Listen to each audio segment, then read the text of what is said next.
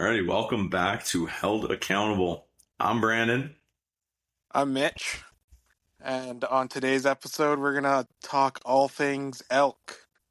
Last year, I wasn't able to get out into the elk woods, so I'm gonna be quizzing Brandon here and kind of walk through his 2025 elk hunt. Yes, sir. So I guess maybe just take it from the beginning, Brandon. You can just dive right in and start. Give me the lowdown on how your 2025 hunt went. Hmm. Well, sum it up. I mean, it was good, man. Like, I was gonna try to be funny and whatever, but honestly, it was really good. I know we talked about it before. Like, you gotta have at bats before you really figure things out, Yes. and it doesn't matter everything you know. Sometimes they just throw things at you, and you feel like you're a novice all over again. So. Honestly, the season was good. So, but to like kind of rewind, it's kind of all over the place. There was potential of having you up in there with us. Dad was looking to come back into the game, had some real serious health problems. It was unfortunate. So it was just me and Ty again. And we shifted our focus to, well, we kind of where we left off, actually, on the last elk episode. We talked about that pre-scout. We were doing hanging cameras and stuff. Yeah. And what we call the shine down. And that's where we focused our attention. Against my judgment, we spent more time there than I wanted to. Right. But, I mean, it worked out. We had our chances. There's just so much to unpack there. I don't really know how to start it. It's kind of, man, there's so much happened. Like, so much happened. Kind of just break it down from like maybe in different chunks, like day 1 to 3, 3 to 5, and then 5 to 7, or whatever that looked like. Yeah, if I can remember it to that precise. But so like day 1, like honestly, our main approach was to basically go sound check this one area of the shine down, what we called it. We had to find a camping spot. We had one in mind. If I recall, kind of everywhere we were going, there was like the odd camp here and there. There was a lot of fires. There was a lot of new oil activity, so it really changed things, kind of forced us to a spot that we didn't necessarily want to camp at. We wanted to be closer, Right. mainly so we could gatekeep, because if everybody that listened the year before, right at the end of the archery season, we had some gatekeeping going on from some rifle hunters that didn't have a season yet. So we were kind of trying to gain an edge there. Yeah, and honestly, just day 1, I know I'm gonna have my days mixed up, and Ty will probably correct me when he listens, but day 1 was mainly like kind of a scouting thing. We wanted to get in there and just pop bugles, walk around, see what we could find. If memory serves, like we were hearing elk immediately. It was slow. We didn't really have an at bat, if I recall, in the first couple. I just remember the key moments, like the big moments. So, I'm just gonna leave the days out because I don't remember. But Sure. there was the big moment, and that one stung the most. But basically, I'll just break down how we played it out, because we went back into the same general vicinity within a quarter mile. It's only one way in, so you know naturally you only have so many places that you can really start from. Sure. But we walked in, we got in, bugled, got a bull to bugle right away, and but the wind was terrible. He wasn't fired up by any stretch. He was just willing to talk. So we just kind of just slow played that, just listened, tried to see if he was coming closer, etc. He wasn't moving. He was staying where he was. So if I remember right, I was just like, okay, this bull, he's just a solo bull. He's just kind of got his area, and we're gonna have to work him. Like, this is gonna take some time. So what we ended up doing, like in the short version, is we ended up doing this big loop, and I'm talking like probably like a total of a mile, and we just like worked all the way around this bowl. But instead of, this is the key point. This is what I've learned. I want people to hear it. Is like when you're this is such a I think this is such a good nugget. When you hear a bull, don't talk to the bull. If he responds to you, don't try to bugle to him to get him to talk to you as a bull to a bull. I played it out immediately.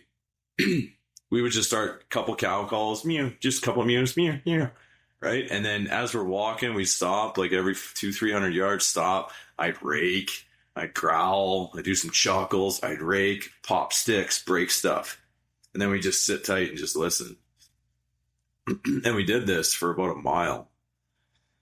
And there was a point when I actually thought we lost interest in this bull. And nothing was happening. We were sitting there, we had a little snack and water. It was late in the day. It's probably, well, like the whitetail stuff, it was probably, I think, about 10 o'clock. And so I guess it took us longer. It was probably 2 hours. We just slow played. And we were just, basically all I wanted to do was sound like a bull with a couple cows. That was all I was trying to do. You're basically creating a scenario. Yeah, just, hey, like, there's a bull and cows over here, and I'm trying to get him curious and fired up enough that he wants to come and check me out. He wants to come and see what's going on. But that wasn't happening. And then we were sitting and kind of chilling. I don't think we heard him for like 20 minutes. And dead silence. So this is the least we've called. And all of a sudden, we hear a bugle. And it's like, okay, he's closer. But it sounds like, to me, I thought he was like bedded. So I just remember looking at Ty and I was like, we're going to make some ruckus, dude. Like, I'm going to act like I'm pissed off. I'm just a pissed off bull, and I just want you to cow call and mew and calf call and just throw it out in a bunch of different areas. And we're going to snap twigs. And I grabbed a big log. I smashed it on a tree. I was raking, growling, doing those, like, it's kind of like a reverse kind of bugle. I think you know what I mean. It's just, I can't do it with my voice because I'm sick. I guarantee you I'll probably start hacking. But kind of did that and just little chuckles, dude. And then this bull, he let one rip. He went from a 2 to like a 6 immediately. Yeah. And I looked at Ty and I was like, it's go time. This bull's coming. He's hooked. Well, that's what I thought. I'm like, this bull's coming. But then he wasn't. He stayed where he was. And I looked at Ty and I said, you're going in front of me 20 yards. We're going straight at him now. I said, I am cow calling my whole way to him. Right. I'm not bugling anymore. I'm going straight cow call. And he's like, and he kind of, if I remember right, he's like, okay, well, he's like, why, right? And I was like, I'm going to sound like he just pulled a cow off of this herd. And he's going to lose his nut over that. He's going to freak out. Because now he's just, hey, I just pulled a cow from that bull, right? That was the idea. Yeah. So as we started walking to him, I was just buzzing hard, man. Just meow, meow, meow, meow, right? Just like hammering him. And dude, this bull cut me off constantly. Like, he was at like an 8. I'm like, oh, and it's like, dude, I'm like, this is happening, right? Like, it's finally picture perfect. Everything's beautiful. It's going to happen. Yeah. So we keep coming in. We keep sneaking. He was a lot further than I thought. So were you sneaking, or were you like, well, obviously Ty was sneaking, but were you being sneaky? I was making noise. Yeah, okay. So just to have that, just in case, he does pop out, maybe Ty would have that quick advantage, right? Yeah. So he's just looking further, anticipating a little further back. Right. So we get in there, and now I can smell them. I can hear things. I'm hearing more stuff. We kind of got in this little kind of a pocket meadow, and this bull's screaming, and I know he's only like 60 yards away. Like, he's right there. Yeah. And he's screaming. Dude, I wish I had a camera. It's like, it's, the born and raised, all that. Dude, it's everything like you could dream of. So I remember I jumped up on top of this log so I could get a little vantage point. I sent Tyler in front of me. slightly off to my left. He was probably 20 yards in front of me at that point. And I just told him, I said, get ready, dude. I was like, next time I cow call and I buzz this bull, I guarantee he's coming. Like, we just closed the gap. We're in his pocket of 50, 60 yards now. There's no way he's just going to stand there anymore. We're in the bubble. He's we're in it. Like, he's either coming in or he's leaving, and he has no reason to leave. We're just a cow. I haven't made one bull noise. I haven't done anything. Yeah. So Ty gets set up. He's knocked. He's ready to go. I'm on top of this log, dude. And I just did a quick meow, meow. And, dude, I could hear him. Just all the willows. Antlers in the willows, dude. And he comes in and he stops. He's like less than 10 yards. Like quartering two, but like hard quartering two on Ty, and he just stops in this opening. Now he's like, and he's looking, dude, drooling. I'm just going, oh. I'm like, come on, Ty. Shoot him. Shoot him. Like, shoot him. I'm like, what's going on? He hasn't drawn his bow yet. Like, oh my gosh, what's happening? Because, like, it's crazy from a 20-yard distance. Like, I don't see what he sees, right? Sure. So finally Ty draws, but now the bull, he's just locked. He's not making a peep. He thinks that cow should be exactly where he heard it, which is exactly where I was standing. Yeah. And he can't see her, so he's just moving. He's not moving. But he turned his head once. Ty managed to draw his bow, and I'm just like, pump this sucker, right? Like, just anything. I know it's a quarter too, but like 10 yards. 10 yards. Like, you got to be able to just thread that in. Yeah. And it felt like forever. It felt like 10 minutes. I'm sure it was only about a minute and a half, maybe. And I realized that Ty wasn't shooting because something wasn't right. Right. I'm like, he obviously clearly doesn't have a shot. Maybe there's crap in the way, like something, right? And I was like, I gotta make this bull move. And now I gotta be honest with you. I never thought it's possible to call to a bull that close. Like, I never thought that would be a smart play. Yeah. Like, he's there. He's right there. And I was like, man, I just had a desperate moment. I'm like, he's responded to this buzzing the whole way. So I just buzzed him. And I kind of tried to throw it behind me. And dude, that bull just stretched out his neck and let the most gnarly bugle go right in my brother's face. Oh, that's awesome. So now Ty's not only just shaking because he's been holding his bow forever. Now he's like, oh my God, right? Like, he just experienced what everybody dreams of. And he took one step. And then Ty shot. And it sounded like a hit, but the bull didn't react like he got hit. And he just kind of trotted 10 yards. I got my own, I'll touch on it after, but he kind of stops. And now I'm just like staring at him. I'm like, where's the blood? I'm looking for blood on this thing. Like, I'm looking, then I look at Ty and I'm like, we're like lip reading each other. I'm like, did you hit him? Right? And Ty, he's convinced. He's like smoked. He's smoked. So I'm like, frick, okay. But I can't see blood. Started cow calling a few more times. He's still looking like he's not ready to, like, he doesn't want to just leave. So I was like, man, he's not hurt, and he's not like scared. Yeah. So I'm like, well, maybe I'm just thinking maybe he punched him in the heart and he's just going to fall over. Right? Yeah. Like, he's just so rutted up. He's just going to, next thing you know, he's just on the ground. Right. And then he just leaves. And did he just like trot off or walk off? Yeah, just kind of just walked away. He walked away and he circled. He went back to where he came from. And then we heard a whole ton of commotion, and figured it out. He had cows. He was the herd bull. So he went back for his cows, and then we could hear them leaving. So at that point, I just threw out a bugle, and he bugled back to me. Like, as he left, he bugled back every time. He was still bugling. Right. So it's like, oh boy, it's like, oh crap, what happened? That's right. It's that's like a tough pill. Oh, that's a tough pill to swallow at sub, 10, 11 yards. It's a tough one. So yeah, I go up to Ty and standing where he's standing. It's like, okay, like we got to dissect this dude. Like that bolt could be hit. Like he still could die. Like if you hit him, he could still bugle, right? Like it's just Yeah. maybe it's marginal. Maybe it's whatever. So of course, going through it, he's fired up. Like his eyes and just oh man, it was so exciting. And I wasn't like both of us never thought it was over, like in a bad way. We're still like, no, like you hit this bull. He's like, dude, my pin was right on his heart. Like the shot felt good. Like I felt good. Like he was only 10 yards and right. And it's like, okay, well, we got to try to find your arrow. We got to try to find blood.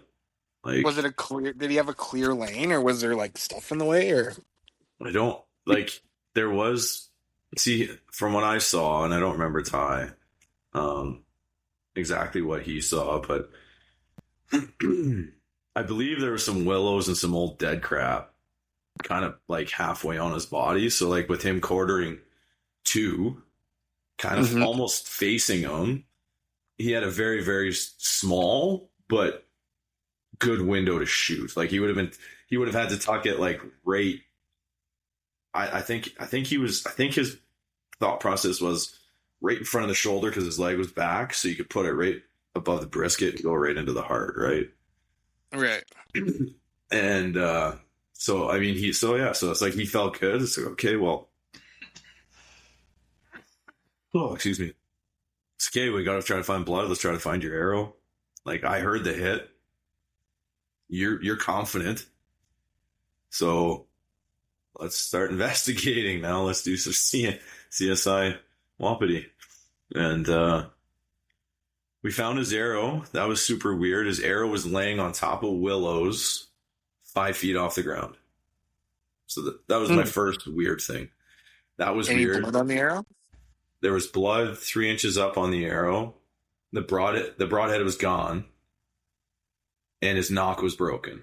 So I'm like, you hit something really hard. Like you hit something very hard. So you either like smoked something and the arrow hit him. I don't know. So it's like, okay, well, there's your arrow. We did find some blood. Definitely was not hard or long. Like it was like flesh wound Like blood. Tissue blood, yeah. Yeah. And some hair and some darker hair. And so we just kind of toured around the area, just did a quick grid looking for anything else, went the way he went, looking for blood, couldn't find any, circled into where he went to where the rest of the elk were. There was nothing there. So we just was like, hey, well, let's try to get back on him. Like he was bugling. So we didn't even think about it at that moment. We're still in the zone. It's like, all right, let's see if he'll pop off again and try again. Because he obviously wasn't too alarmed the way he left. So he bugled back, but he was far. He was probably a mile away. So we quickly tried to close ground, but every time we got closer, he got further. It's like, so we sat down, looked at each other, and just, no, oh, you're right, like, oh man, Just a gut punch, eh? oh yeah, it's like, what happened? I'm like, dude, I'm like, Ty, what happened? He's like, man, I don't know.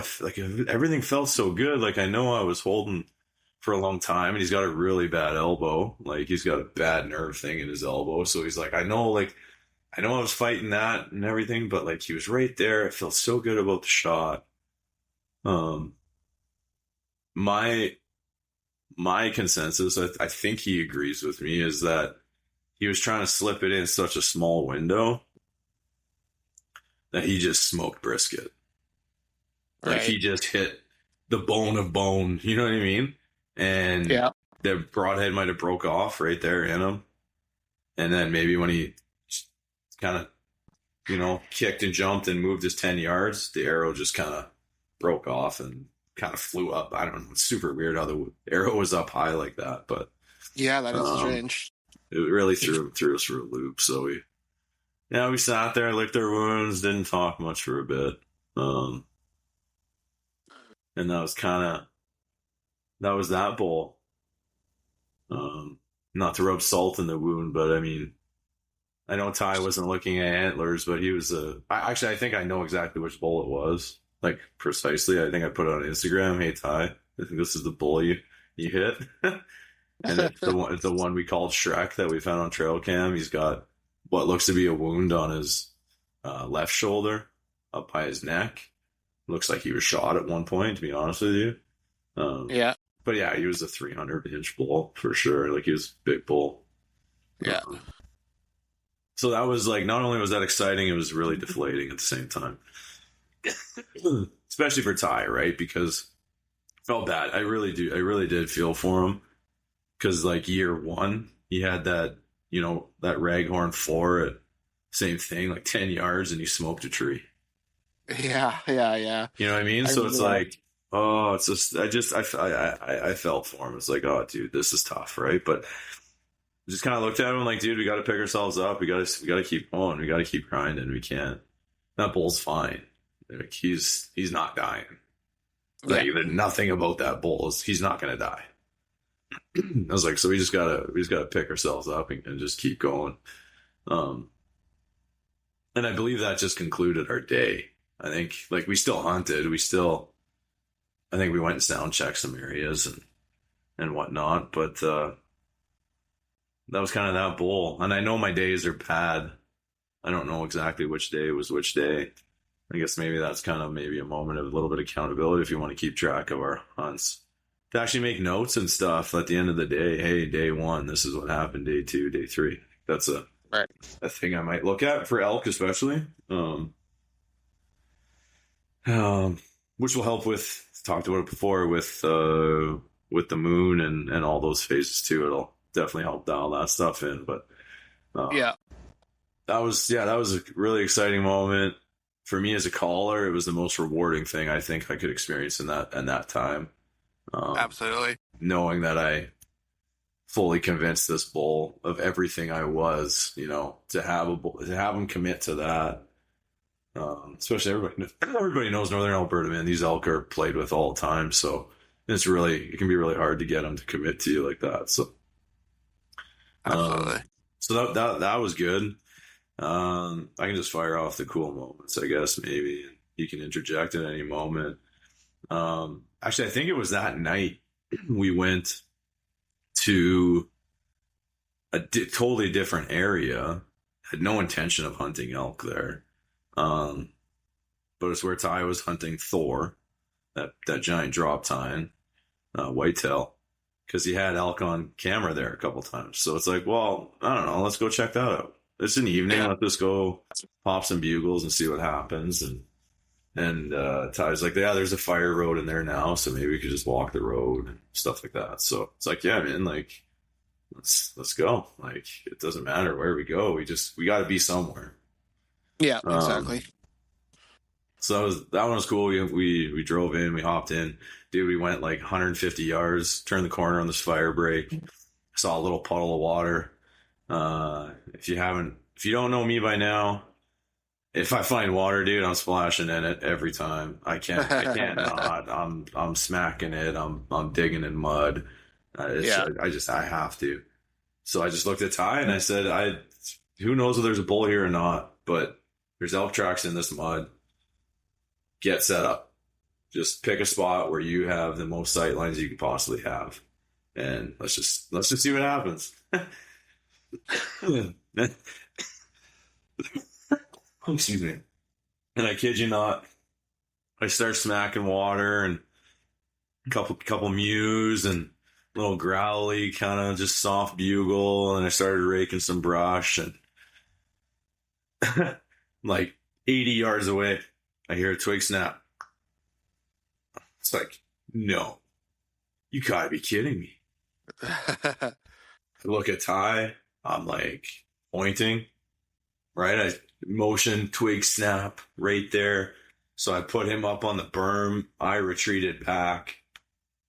I just started throwing out cow calls and not being aggressive, because this bull never made a peep, or this noise never made a peep. So I really don't know what it is yet. Right. So I moved back like 80 yards and I'm just kind of doing some calling, some light raking. And I didn't know what happened until after the fact. The tie was set up. This bull came in, he skirted all the way around this little ditch puddle. And he's just staring, I guess, and Ty was watching him moving. And he came in to about 30, but in the thick of stuff. And Ty had him at 30, but head on. So, I mean, that's a pretty tough shot. Probably not one anybody should take. Yeah, it's pretty low probability at that Yeah. yardage anyway. Yeah. Yeah. So, I mean, and then that's just kind of ended. It was still exciting. Talked about that. He's like, yeah, he didn't like take off. He just, something wasn't right. He can see too much, right? And I was like, yeah, for sure. Like, big fire break and there's a bunch of wide open burnt trees. Like, if that bull's not seeing something within 60 yards, he's gonna leave. So Yeah. he turned around and left. We carried further up the road just to finish the evening. And I just said at the time, like, there's a chance we could go up there and we could do a calling session, and this bull could come back. Like, he could come back in, especially after, things settle down for a bit and there's no noises. Like, he could come back. Yeah. And actually, Ty had a camera up there. So I was like, well, let's go and grab that camera.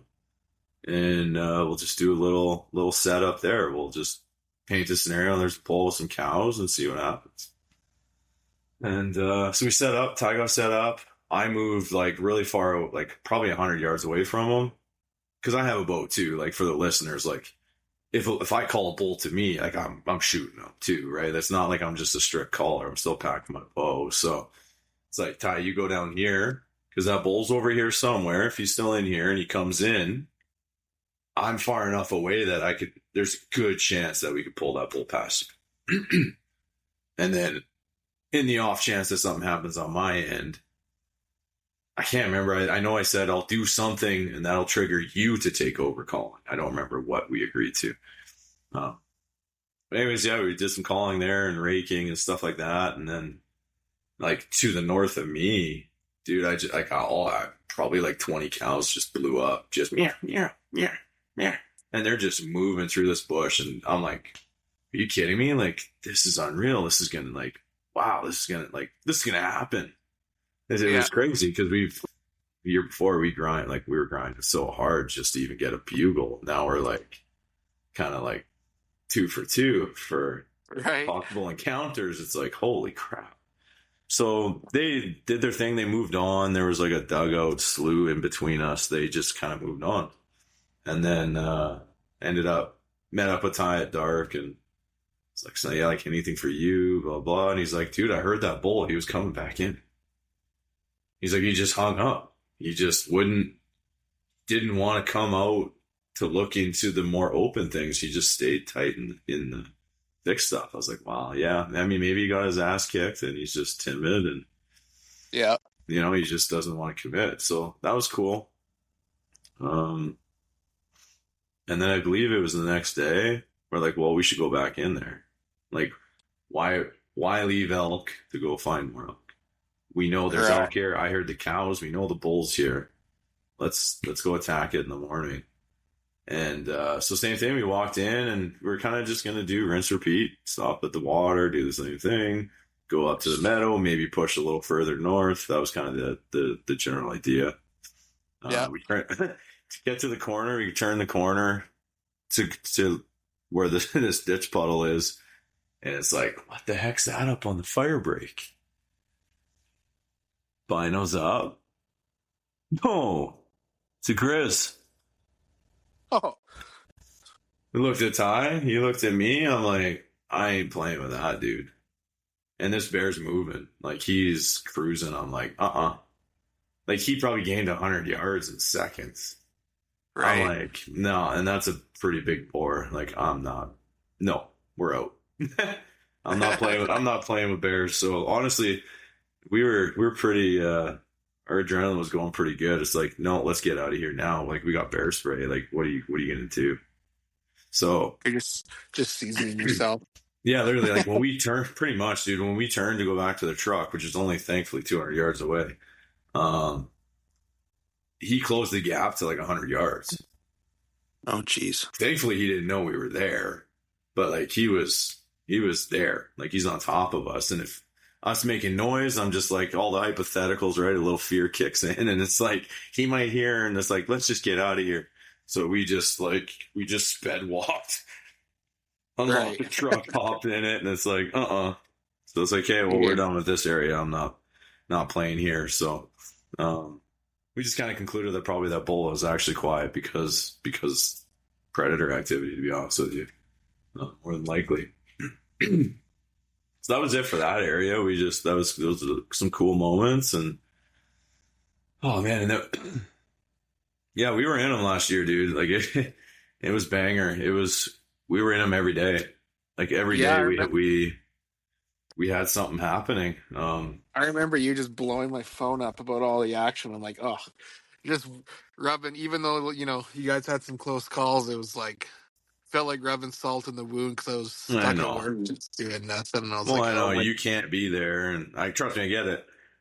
Because I I remember was that year before when we left and we had our moments, and now I'm like texting you and you're texting me, and you get that FOMO, right? It's like, there. oh. Yeah, yeah. So We had like I don't even remember. Yeah, because you guys couldn't. You guys were having a tough time finding bugles, and then we went up and we're in elk right away. If yeah, I remember. that year, our first 3 days were popping, Yeah, we're good. Yeah, and yeah. then it just died. We could That's not right. find a bugle. Like it was a grind. But yeah, those first three were. We're The pretty first good. night, well, we were into a bowl. Just ran out of light, and then we got onto that bowl we called Chuckles. Just couldn't get him to commit. Well, with lessons learned, I should have went at him. Now that I know what I know, I should have just went straight to him. We just played a little too timid, and then old Wimpy. And then we had like the Wimpy encounter on day 3, and then and then it died off after that. But yeah, so like I get it, the FOMO stuff. So Yeah. so it was. I might have my days in wrong succession here. I'm just remembering the moments. So then we decided. I wasn't like fully checked out of Shinedown. Because just a little backstory.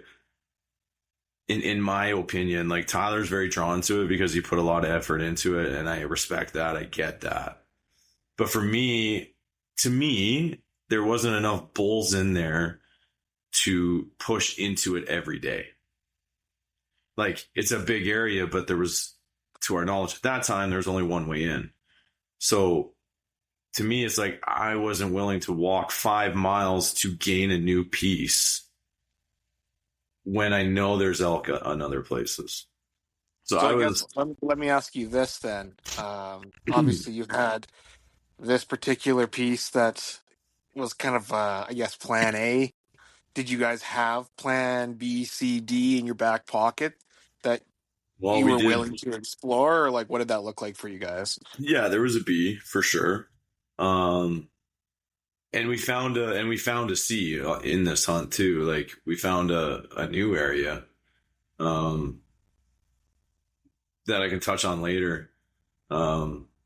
But we went out exploring the one night too. We were feeling just a little defeated, which is funny. Right? Like it's so stupid. We were feeling defeated, but we were in bowls every day. It's so crazy how your Yeah, mind can just beat the crap out of you. You know what I mean? Like you think like, oh, this sucks so bad, and well, it's like what? We're in bowls every day, man.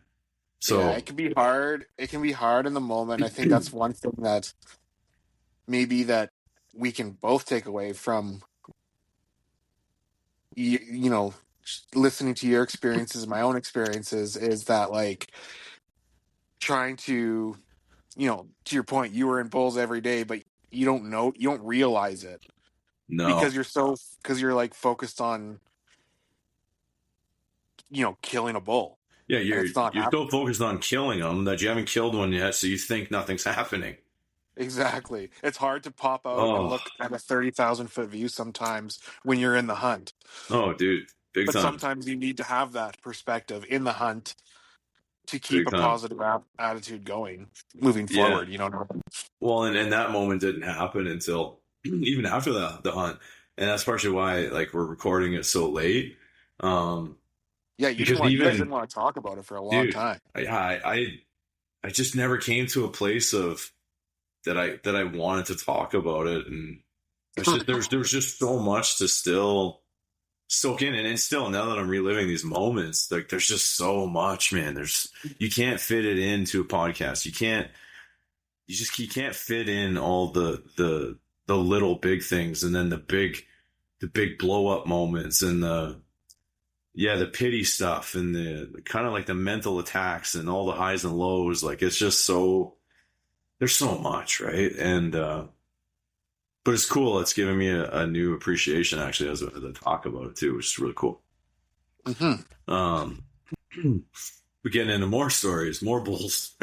So I think I'm just gonna say it was the next day. Maybe it wasn't. Like I said, Ty's really sold on spot A, on the shine down, especially after we just had that moment with the bull and everything else. And I told Ty, I'm like, I'm not. I just, dude, I feel like we got to give it a break, like a day, Yeah. 2, maybe, not a lot. I'm not saying I don't want to come back. I just think we gotta just kind of let it chill a little bit. Like we're the only ones in here to this point. We haven't seen anybody else, but we've made a lot of noise. We've done a lot of things in here that they're not used to. They know what bulls are in here. They know what elk are in here, and we just we just mucked it up. But, Sure. Yeah. but against my thoughts, Ty wanted to keep going. It's like, okay. I was like, fine.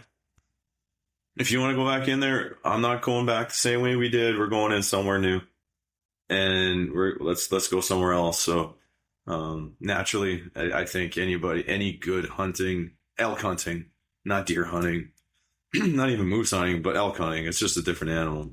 It's just different. If you can't have arguments, I don't think you make a good partner. I don't think it's a good partnership. If you can't argue and figure it out and come to a conclusion, even if you're still pissy and bitter, I think you need a new hunting partner. Sure. Because if you can't fight through those things, dude, how are you actually gonna kill the bull? Because they just teach you something new every time, and if you're not willing to bend and break and and trust your buddy, and then maybe he trusts you that time, and if you can't work through those things, I just don't think you have a good partnership, and that's one big pro that I would say me and my brother have worked to that point. First year, I never wanted to hunt with him again. I was like, nah, you guys, right? But that was really selfish of me to think that I was on a bigger plane or that I knew more. It was wrong of me. But just grinding it out last season just proved, like, dude, I will go in the woods with my brother every time now. Like if he says let's go elk hunting, I'm going. I'm not I doubt it anymore. But I think it was the next day like I said, we went in a little different area. We came into the south of this area, kind of somewhere we'd never really been. There was water there. It was dry last year, right? So I'm like, okay, there's water here. There's a creek, a dry kind of, not a creek, but it's dry, but it's cool in there, right? You get down on the bottom of it. It's super cool. I was like, maybe, right? There's a chance maybe some of these bulls circled, or a bull, is starting to come in and he wants to come in close to that herd, whatever. I was like, I'll entertain that. Let's go down this way, X way, whatever. And, I bugled, I heard a bugle. It was on the other side. So it was a slap in my face where Ty wanted to go. That's where it came from. So it's like, all right, I'll take that one off the chin. But then, dude, same thing. I heard a snap super close to us. I heard a stick break. You're going to find a trend here that my brother doesn't hear things, and we'll get there eventually. So he didn't hear it. He's like, what? I'm like, dude, go set up. Like, you get here. I'm going to go push back. Same thing. I'm going to go just start making some noise and see what happens. So I can hear this bull. I mean, they're bulls. They're not cows. when they act like that it's a bull of some stature. But I can hear Yeah. him. He's creeping, like but now he's circling us. So I remember I looked at Ty. We're in this kind of meadow, lots of tall grass, super cool. It was nice in there, and I just looked at him. I waved him over to me. We talked about it. It's like, dude, there's this bull circling. He's not coming in. I was like, but I think if we can, Onyx, talk about a tool that is needed. If you don't have Onyx, you're a fool, man. Get on it now. Even iHunter, just do something. Google Earth, something. You need to have satellite mapping.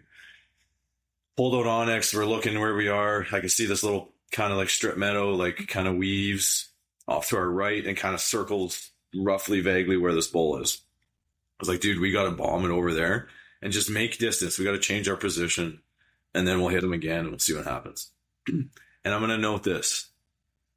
None of these bulls we're playing are at sunup. This is between 10 and 2 o'clock. Yep. Not one bull in the morning. Just for anybody listening, you can sleep in and still go kill a bull. You can, it's crazy. Our 10 to 2 whitetail theory, it was like so active last year with elk, same thing. So anyways, we do this big swoop. I bugle. Now the bull bugles. Now he's made noise. He's bugling back. It's actually, I made a TikTok of me calling and this bull and stuff and having this interaction with him. But same thing, he just doesn't want to close that distance. So I was like, just looked at time, like we just got to go to him. He's responding to bugles more than cow calls. So let's just go to him. And dude, we probably moved a total of half a mile, calling back and forth to this bull. And I mean, and he responded every time, like within a minute. It was different. It's not like we didn't have to work him. He had no problem bugling back every time. Yeah. But we just couldn't close the gap. And then we got to a point, same thing. We opened up Onyx. We're just sitting here. It's like, we got to find a way like to get this bull to respond, but he just wouldn't. So I looked at Ty and I said, here's what I think we do. We can see there's some super dark timber here. And then some really, really, really nasty willow crap. I guarantee you he's in the middle of that willow crap right now. And he's not coming out. So I was like, I'm going to sit here and I'm going to keep him talking. You're going to go Mohican style and I just go in there, dude. Take 2 steps at a time and just work your way towards him. A, if he hears the noise, he might think an elk's coming to him. But B, we got to close this gap somehow. Mm-hmm. So Ty started going in and calling, and we were calling, and I was calling, set back on this dark timber, and that sucker actually came in, dude. Caught us off guard. Never expected it. Ty saw him come. Ty saw him come in. The bull caught my movement because I couldn't see that distance of where Ty was. I couldn't see it. But yeah. Ty said, he's like, I'm pretty sure he caught your movement, and then he turned and he went back. It's like, okay. It's like, okay, well, you just keep going, dude, and I'm just gonna sit here and I'm just gonna keep him talking. I'm just gonna walk in circles. I'm gonna go 80 yards this way and bugle. I'm gonna rake, and then I'm gonna go this way and bugle. And I'm just gonna make it sound like I'm the bull on the outskirts and trying to just tell him like, hey, I want you to show yourself. I was like bark screaming at him. I was trying to challenge him to come out. Yeah.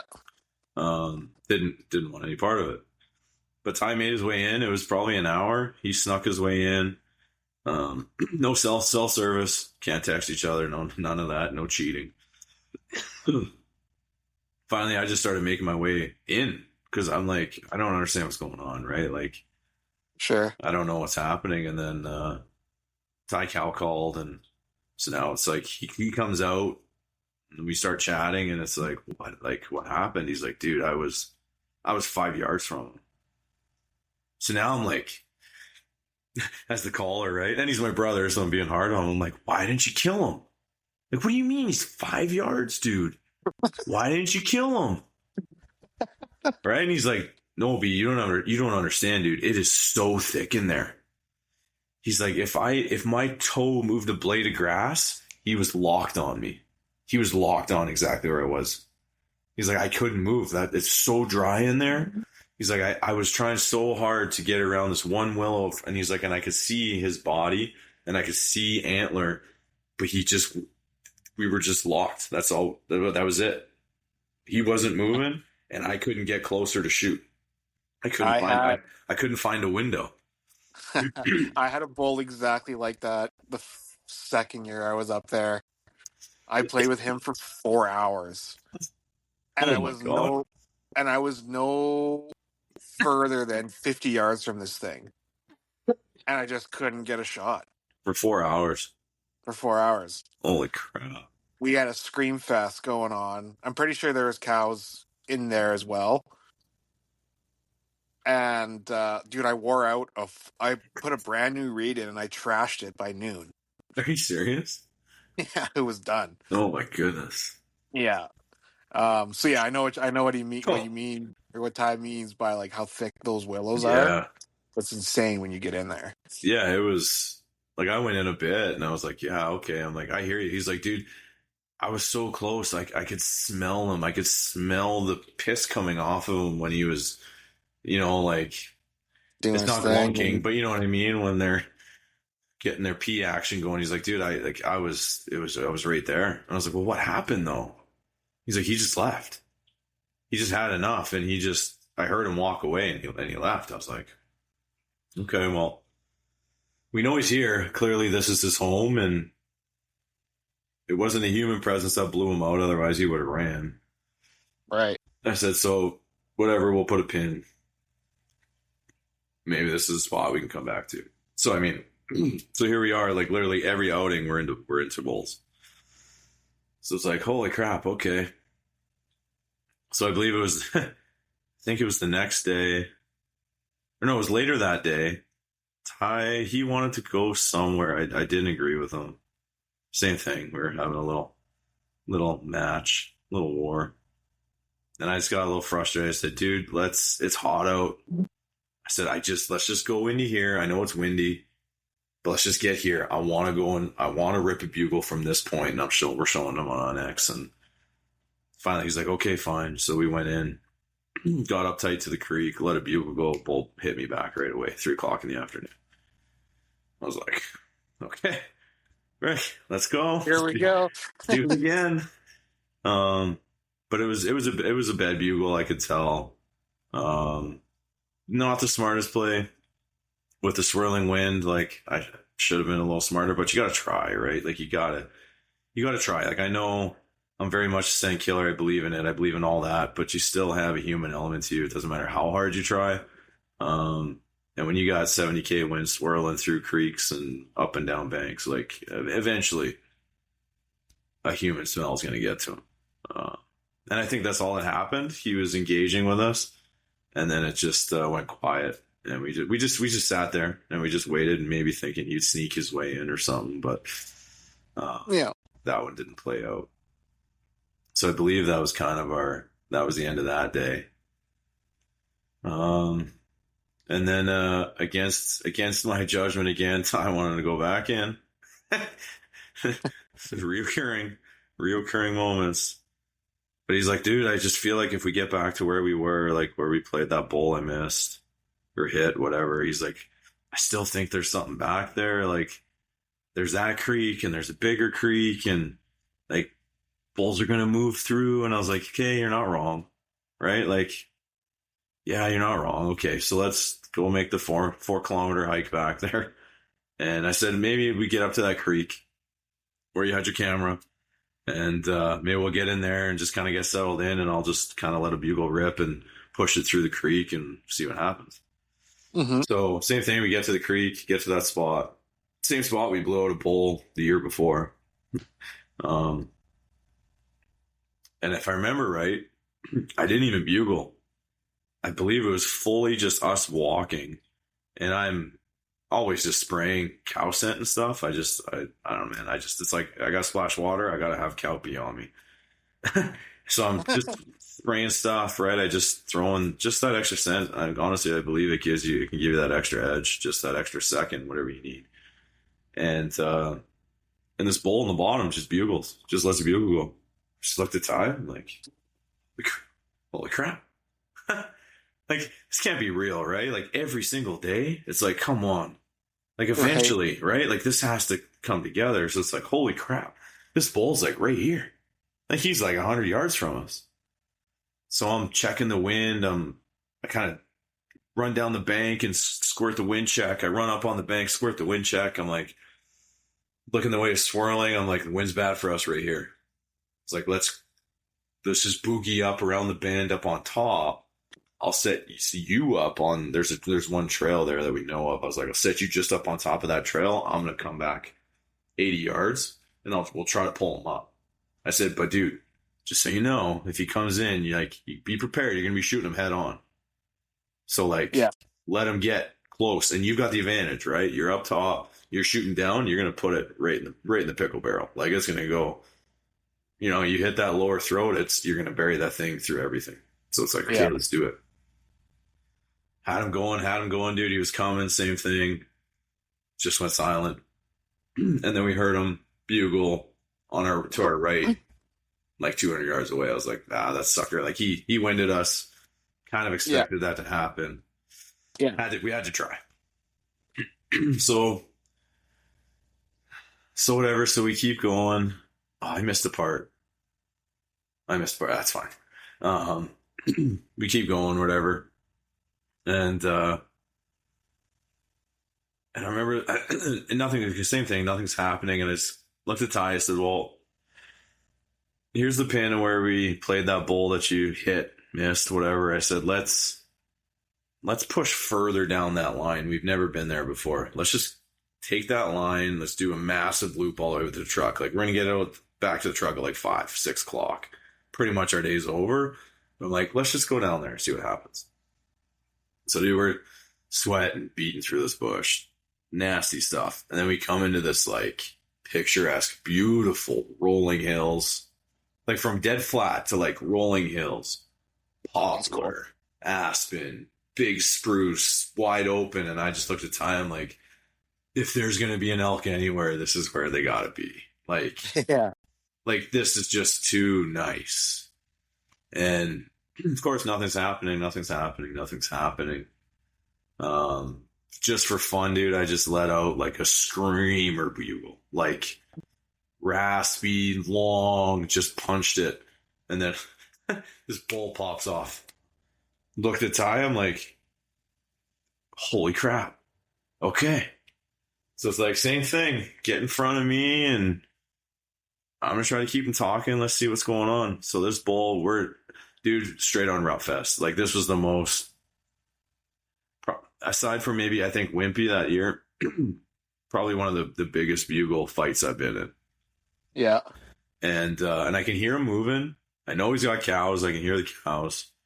And I can hear him moving, but he's coming in. Like, he wants to come in. But then all of a sudden I hear another bull bugling. I was like, okay, that's a satellite. I was like, that's the bull we need to kill. And he's coming in. I just looked at Ty. I said, same thing, dude, we did before. You just go in. You just go off your instincts, dude, and sneak in. And try to get in a position and try to get in between me and these elk and try to kill them. So we did that. The elk move on. Now I'm like, I got to go find Ty. Cow calling back and forth. I get to him. Dude, same thing. This bull, the whole herd went right past him at like 50 yards. He couldn't stop him. Nothing wanted to stop. Oh, shit, eh? Yeah. So it's like, I just looked at him. I'm like, let's stay on him. Dude, we were like sprinting through this bush, just running, trying to catch up with these elk. They were gone, but we knew where they went. They circled all the way back to where we started. It's like, they went all the way over there, dude. I'm like, we're not gonna make it. There's no way. I was like, whatever. So we had fun with those elk, walked out, we left. So that was the end of that day. So however a night went, we talked, and still Ty's like, I want to be in the shine down. It's like, dude, you're killing me. Like, I know we've been in the bulls, but it actually is becoming less and less. Like, we're having to go further and work harder to find elk now. Like, we're not just getting them to pop off. Like, we got to work a little harder. And and it's a little risky. And he's like, no, I just want to go back in. It's like, okay.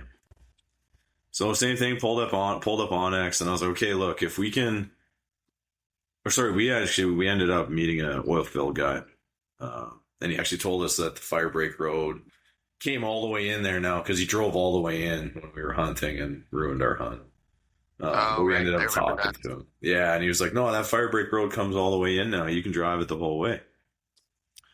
So A, that's good. B, that means more people are going to be in there. So our little hole isn't that secretive. But I was like, dude, if we can get in there at sun up and we head down that line, it looks nasty. But if we push all the way back there, we'll get back to where we were, where these elk were. Like, I'd be willing to try that. He's like, okay, yeah, man, let's do that. So we went in. Still had another encounter, man. It was friggin' wild. We were back there a long ways. There was some lease and private to our right. And actually ended up being that consultant's land, actually. So he didn't say we couldn't hunt. He didn't say we could. So it's like, well, let's 50-50 it. I'm not beating through this bush. Let's walk his fence line at least. Right? Like, his side's clear. Let's go walk his fence line. So we're going down the fence line. Nothing's happening. Nothing. And then I just let out just a super wimpy bugle. Just a nothing bugle. And boom, cows start mewing. They're just yapping. It's like, okay. It's like, Ty, there's freaking elk right there. Like, the sucks. We're on the fence. We're on his property. I was like, we got to get on the other side of the fence and blah, blah. It's like, I'll encroach the fence, like, because we've talked to him. I'm not intentionally going to shoot an elk on his side. I'm going to try to shoot him on the Crown Land side, but we got to try to play these elk. So I end up seeing them. They come out. It was 2 cows, 3 calves. I believe it was 2 cows, 3 calves. And dude, like this, like super heavy 3x3. And he's just tongue flicking behind these cows. I looked at Ty. I'm like, what? How in the world does he have cows? Right? I'm like, weird. But to our advantage, it was working because these cows were actually interested in me as bull. They didn't want this thing, right? It was just like, we're going to go find that. Pestering us. Yeah, we're going to go find this bigger bull. So the cows ended up actually coming straight up the line to us. Nice. Because I'm the caller and I want to try to shoot, we got caught in that moment. In that moment, that's one thing I look back on. I should have just knocked an arrow and shot. I was in front of him. And should have probably just played it out that way. But it's trying to get Ty in front. And they got within 20, dude. 20 yards head on. I was just getting ready to draw. And, of course, cow caught something. Didn't like it. She just turned and left. And that little bull, he just ever so slightly, but it was the same thing, quartering 2 at this point. It wasn't head on anymore. It was quartering 2. They jumped the fence. They took off into Buddy's lease, private, whatever it was. It's like, dang it. Okay. It's like, well, let's try to pull them back. These cows might respond. They might come back. Like, we might be able to pull them over. Yeah. So we played that for a bit. And naturally, nothing happened. He just pestered them so far away, right? Just pushing them everywhere. It's like, when you watch a little buck, right, pushing does, you're just like, yeah, okay, those does are never coming back. They're just going to keep moving from them. Yeah. So that was kind of the end of that one. We played back there for a while. Saw lots of really good sign, like lots of encouraging things, but nothing else. Nothing else came of it. And then I believe that was the day before our last day. So then we were talking Slager the whole time too. He was up there hunting too, and really wanted to hunt with him real bad for as long as I've known him now, whatever that is, 3 years, I think. So as long as the podcast has been up. So I was like, dude, I don't know if you can make it happen. Like, I know we've been trying to link up and do this, but if you want to put together a morning hunt, man, I'm down. We'll just go wherever you want to go. And he's like, you know what? Yeah, dude, I'll come out with you guys, but like, I'm here to help you. I'll bring the camera. I'll be a second caller, and let's just go where you want to go. So I was like, okay. I was like, well, I got a spot, but it's a Blood Oath spot, and I know you know the spot. Yeah. And that's where Wimpy lives. And I know he's still alive because you just know that you know a bull when you know a bull. Does the same, sounds the same, acts the same every time. And I know it's him. So, anyways, he agreed. I was like, let's meet. We'll meet whatever on the side of the highway here and follow us in, and then we'll go. We'll hop in there. In the Sugar Bowl. Anybody that's listening, we probably heard the Sugar Bowl if you listen to any other elk episodes. So finally, I got my way on the last day that, you know what, we're gonna, and it's further, right? It was a further drive than where we were hunting, but it's like, no, let's go try it. It's cool. We got there, same place that I bugle from every time. I was talking to Slager, telling him, like, we got there in the dark. Everything was good. Sun's just coming up. Looked at Slager. I'm like, every time we're here, I come to this ridge and I bugle, and there's a bull in the bottom right here. And he looks down this rock cliff. He's like, down there? It's like, yeah. So I let out just a big, long, gnarly bugle, dude, and this bull cut me off. Looked at Slager, looked at Ty. Let's go, boys. Pack up. Let's go. So we jump in the trucks and we head up the road, and you know the line, and we're going to this. Yep. We're like, hey, we got to get to that line, and then we'll boogie in. Get there, dude. Guys are getting out of their truck going in. It's like, shit. Oh no. It's right. It's like, no. It's like, we can't propel off this cliff. Like, it's like, what are we gonna do, right? And then Tyler, he's like, no, man, there's a fresh cut further down. He's like, it's gonna be nasty, but like, we'll just bomb across this cut, try not to break our legs, because it's all regrowth now, right? We'll try not to break our legs, and we'll just drop in on top of them. And I was like, well, I don't think he's there. I'm like, I think he's further, but I mean, I'm like, that doesn't matter. I like it. Let's go. So we bomb down, park, get out, dude. We're halfway across this cut, all this fresh growth. Ty looks at me and he's like, I forgot my release. Oh, no. Like, dude, no. He's like, hey, well, you be the shooter. I looked at him and I said, I'm not insulting you. Are you comfortable calling? He's like, oh, I mean, take my release, dude. Just take my release. I stashed my bow in a bush, put a pin on the map. Like, let's go. We're not doing this. Take my release. Let's go. Get to the edge. It's too bad Slager couldn't be on this one, but we'll talk about it one-on-one with him at some point. We'll just kind of hone in on that hunt, because I'd love to hear his side of it too, because I'm all about learning. I want to know my flaws. I want to know all of it. So we jump down. It's still pretty much a cliff. We're pushing willows, dude. We're sliding. We're moving. Kind of get to this flat spot. Dude, there was a satellite on top of us. He was busting through. He was coming straight in. Like, we haven't even bugled yet, but he was coming in. He came into 20 yards, caught all of us off guard. Boom, turns, runs away. It's like, oh, dang it. So we stop by bugle. Bull bugles on the bottom. I'm like, let's go. Keep going. So we're crashing, banging. Not afraid to make noise at this point. It's like, no, we got to make it sound like we're a bull coming in to come and steal these cows. And also keeping in mind, we don't know if these other hunters have heard this bull yet. For all we know, they could be coming in after him too, right? So it's like, we got to beat him to the punch. We don't need two humans trying to play this thing, right? So get down a little further, it starts flattening out a bit. Bulls responding, dude, frequently, like pretty much cutting me off. Yeah. And same thing, I looked at Ty, I looked at Slager, I was like, you guys need to just keep pushing, dude. Like, don't stop. Like, you need to pretty much, because I knew it was wimpy, and I'm like, I know this bull. You have to get in his face and risk everything, or you're not going to kill him because he's going Yeah. to be in the nastiest piece that's there. So you just need to just get there, right? So I was like, you guys just go. I'll just work behind you, and I'll just do my thing.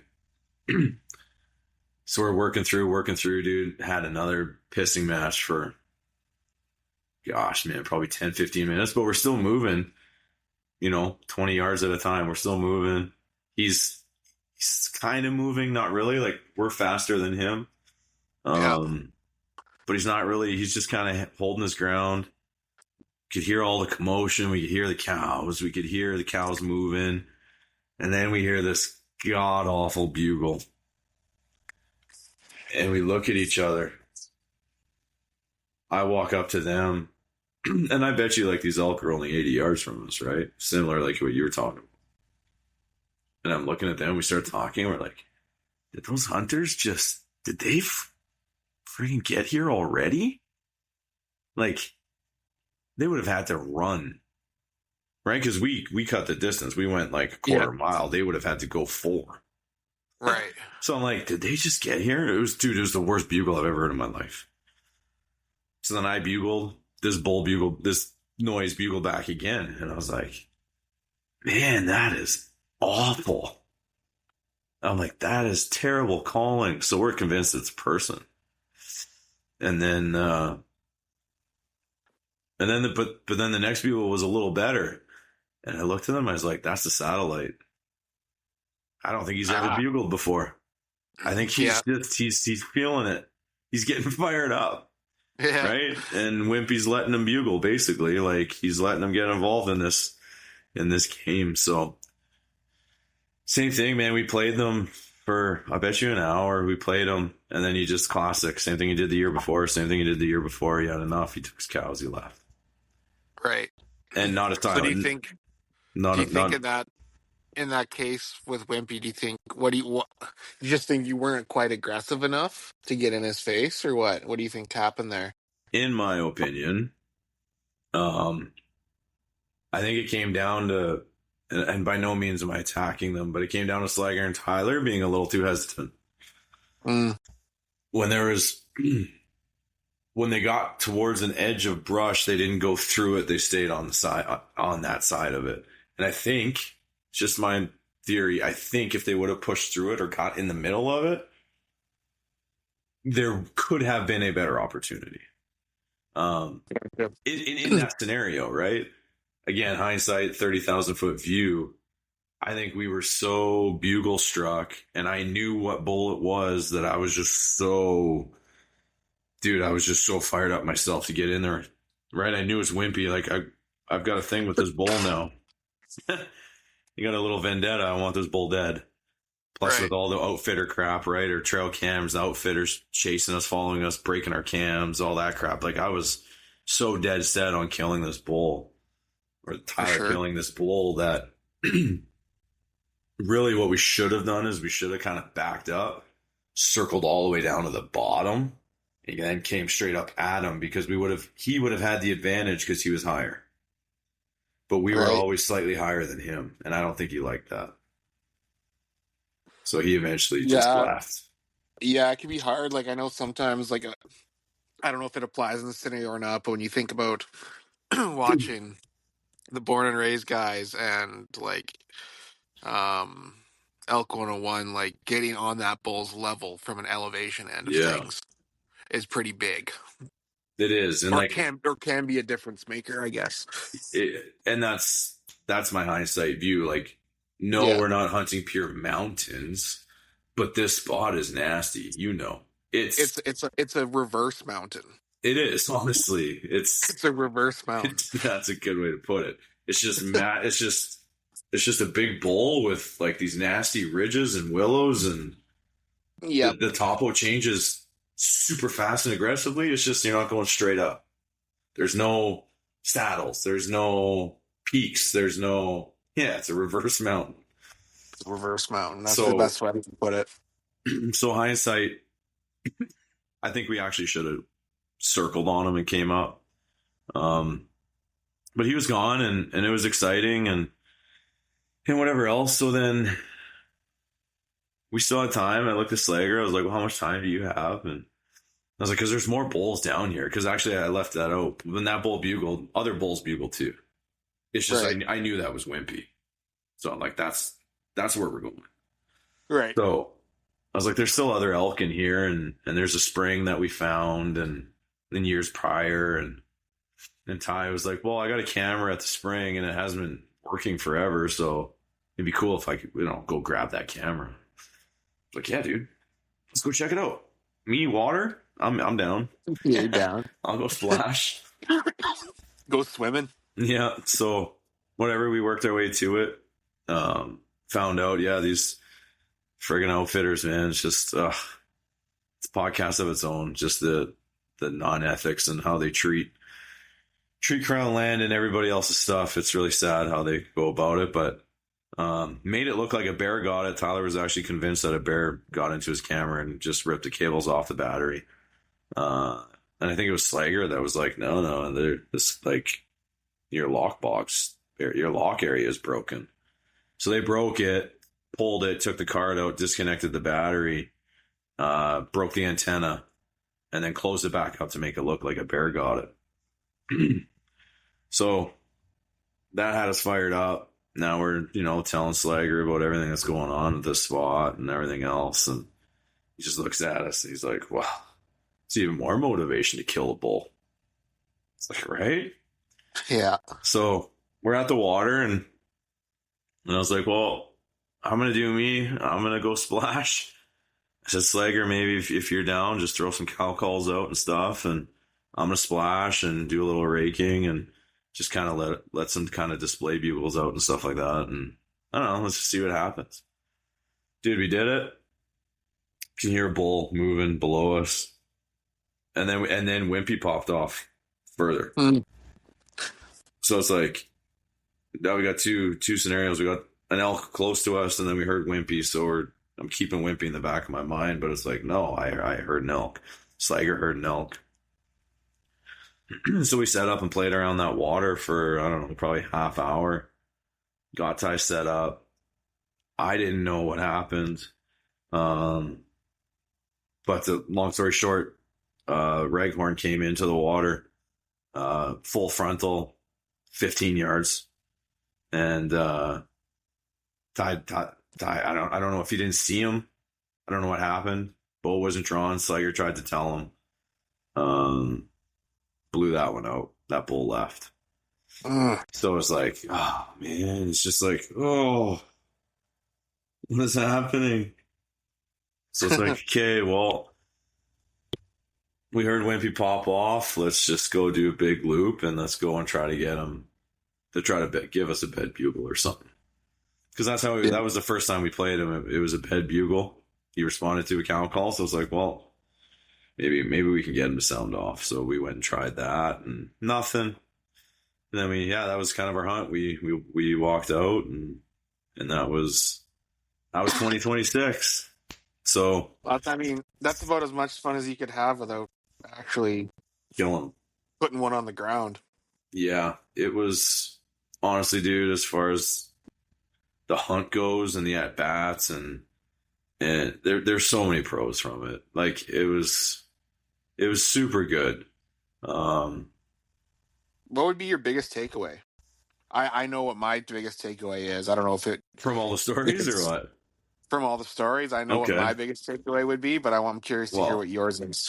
I'm more curious to hear yours, so I can just kind of decompress my brain a little bit. And I know you just because that was a lot, dude. I'm so like, that was 74 minutes of elk stories. So, and I know I left stuff out. So I'm interested in hearing what you've seen, what you get from it. So I think for me, from an at bat, like you talk about at bats and how important they are.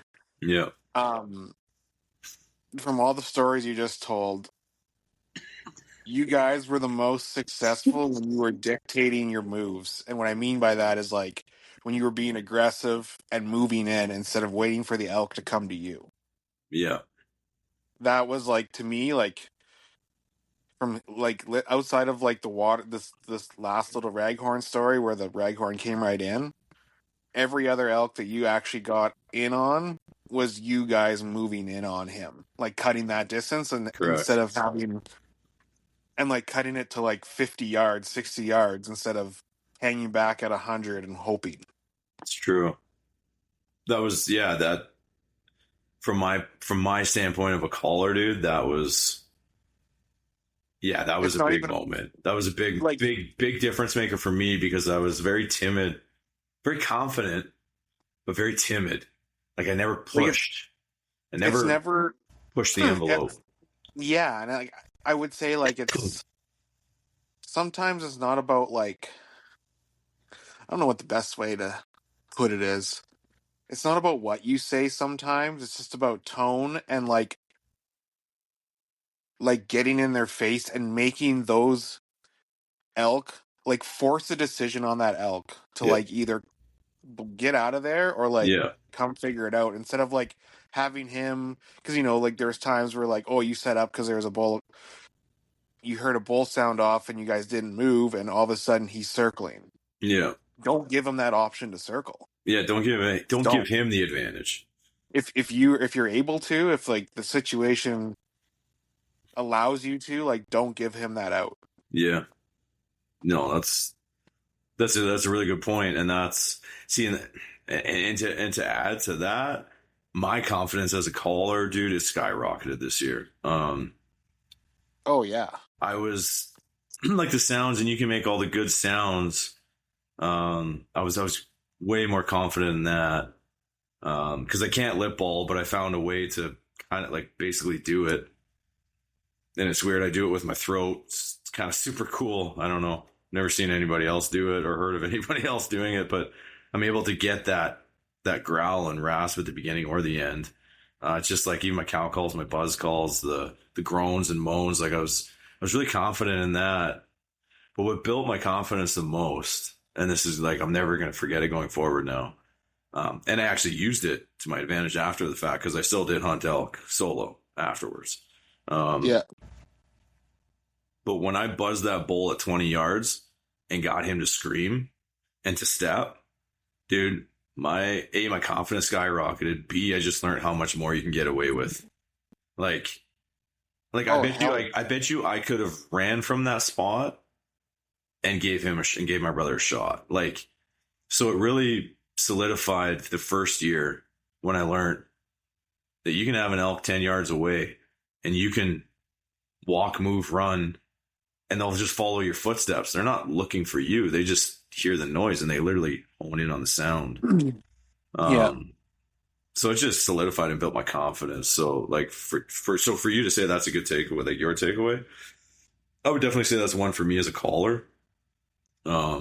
Is yeah, being aggressive, cutting the distance. I know everybody talks about it. Literally,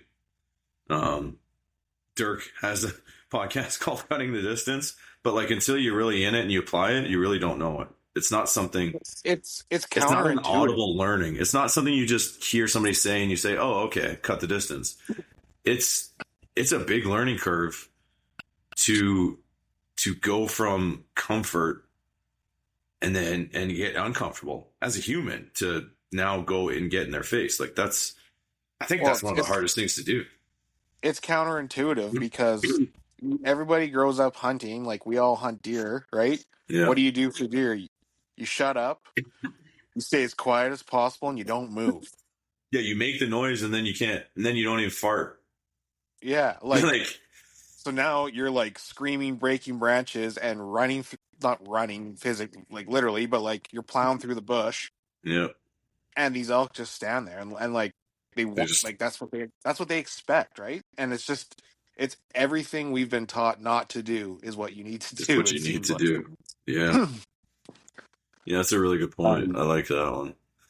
I know Um, for me too. Like I had experiences with my dad where like like we had these elk. We were kind of on the same. It was kind of similar thing. A little bit of a reverse route. Mountain not as big as a sugar bowl, but mm-hmm. there was a line that ran kind of halfway up the mountain, so to speak. Okay. And we were coming in from the top. We could hear these elk, and I was bugling. We had elk. We were kind of in between what I thought was two herds, or the herd bull and maybe some satellites. Yeah. And I told my dad, I'm like, showed him on Onyx. I'm like, get to that line. Because, like, we had this bull off to our left bugling and then a bull off to our right bugling that was way farther away. And I could tell he was near that line. And so I bugled again and he, like, cut the distance in half. And I'm like, get to that line. Get there now. Like, run to that line. He's coming. And dad was trying to sneak his He way over snuck there. his I'm like, way. Yeah. and that bull ran in, screamed, and like saw my dad. Not like my dad tried to like, we were gun hunting at the time, but like Yeah. my dad was completely exposed, and he caught my dad's movement and like was gone. Yeah. But like, if all he Yeah, had to that's do that is like, sneak stuff, man. It's just, it doesn't apply to elk. it You don't sneak. doesn't apply, man. No, Like, you don't sneak. I mean, there's a time and the place. So I think there's a time and a place. You got to read the situation because just after that happened, we focused our attention on that the bull to our left, and he ended up bedding, and it got really windy. And so I could tell he had some bed bugles going on, Mm-hmm.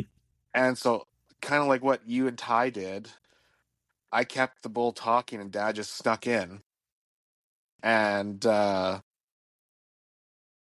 he couldn't quite. He got to like within 12 yards, but it was so thick he couldn't tell if he was legal or not. Right. And then the wind swirled, and he was out. Yeah. Well, and that's like, and that's a good thing too. Like, let's say somebody from America's listening and they're hearing this and they're going 12 yards. What? Right? Because 12 yards down there is different than 12 yards here. 12 yards in this jungle that we hunt elk in, 12 yards feels like 80 sometimes. Yeah. Like you just, it doesn't, there's nothing you can do to physically get a shot. You can't, it's, and that's what's so fun about it. That honestly, it's becoming like a little bit of an obsession for me. Is like, okay, what can we do differently? How can we play that differently? How do you encroach that? How do you break that line? How do you get him to commit, et cetera, et cetera, et cetera, right? But and then honestly, I firmly believe too that like, especially in the country we hunt, you can do everything right, and the terrain just doesn't allow you to get a shot. Period. Yeah. It's just one of those things. You catch him in the wrong spot, and there's like, Ty's 5 yards from an elk and can't shoot it. What more do you want him to do? You know what I mean? That's just it. You can't. Yeah. Like, aside from like drawing your bow and running at it, maybe that would work. I don't know. He did it with a mule deer when he was younger and he killed it. So I don't, maybe, but I don't know, man. Yeah. It's so it keeps you going back, I guess. Right. It's just it's just that challenge yeah. But circling back on, I don't know, my biggest takeaway.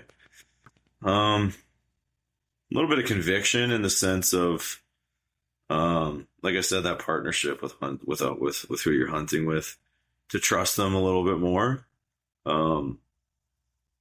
Because despite me wanting to be in other places, we still got on bulls every day. So, just being more open to that.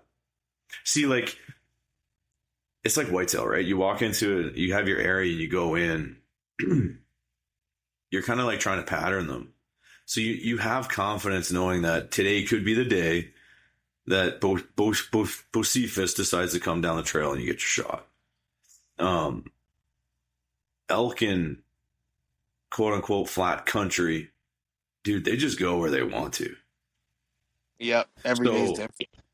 So I was kind of narrow minded in the sense of we've been in here too much, but dude, like I mean, my brother proved it to me unintentionally. We got into elk every day. Yeah. I do think it still comes to a point that you have to leave it alone. I would have liked to have left it alone for like a full day. But in saying that, man, we had opportunity. You can't ask for much more than that. Like we had our opportunity. So,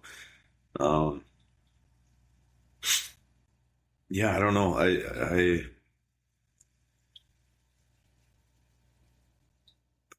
would, but I would say my biggest takeaway would actually still have to be more aggressive.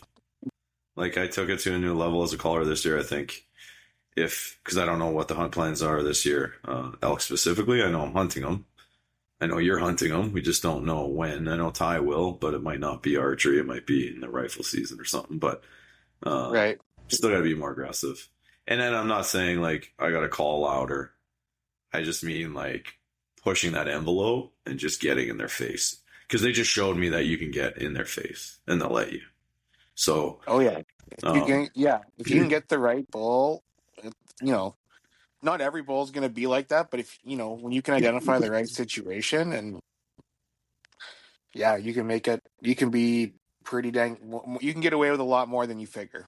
Put it yeah, that way. exactly. And I need to use that to the advantage a little more. And yeah, I would say that's the probably the biggest one for me at this point. Just because I'm the caller, I haven't had that pleasure of being the shooter.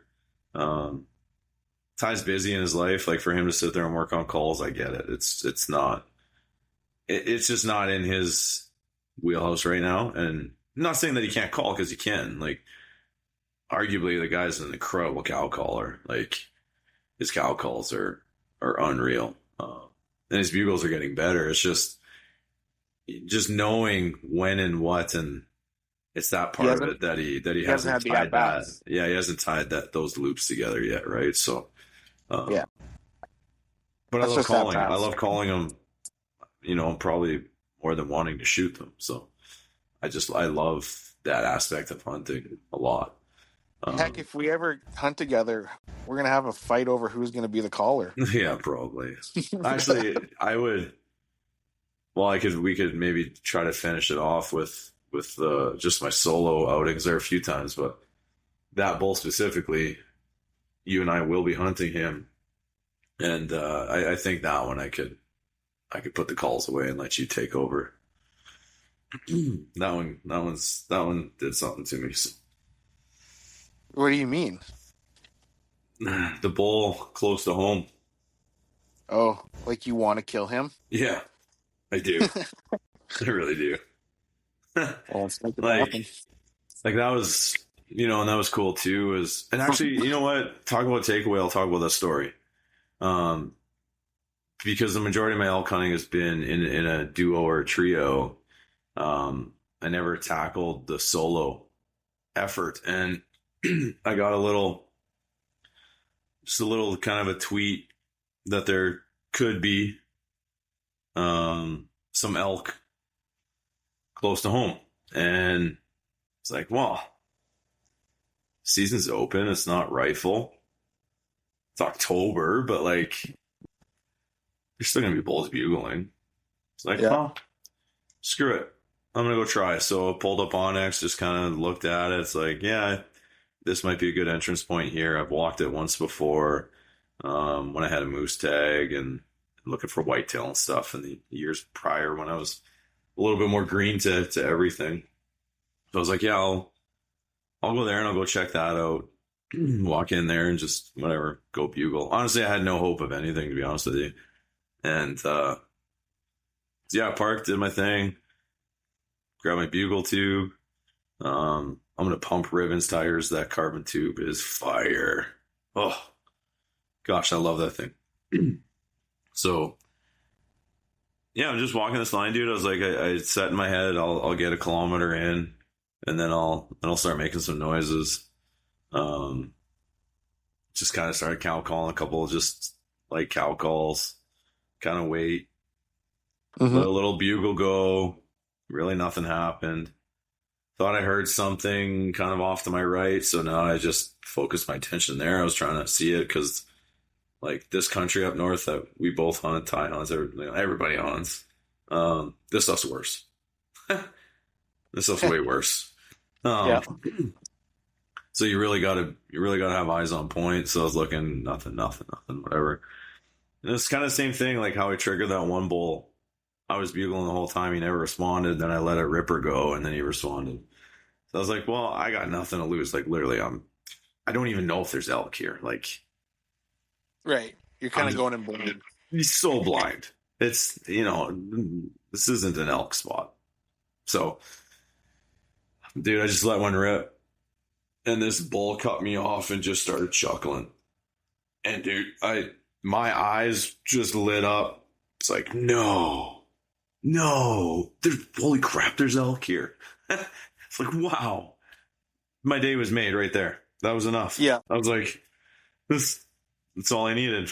Then it's like, no, wait, you got a bow in your hands and you got to try to kill. Now you got to try to kill this thing by yourself. Yeah. So now that I had his attention, I was like, okay. So I was just kind of thinking it was probably a bull with cows, right? So it's like, okay, I gotta somehow get close to him, but then still break distance so that he can come to me. Yeah. And dude, that's what I did. And I was playing. I would bugle, and he would just cut me off with chuckles. He never bugled once; he chuckled the whole time. Right. And he was like, went from 100, and I could hear him coming. He's coming. I'm like, dude, this is gonna happen. Found a nice little window where I could get to 40 yards.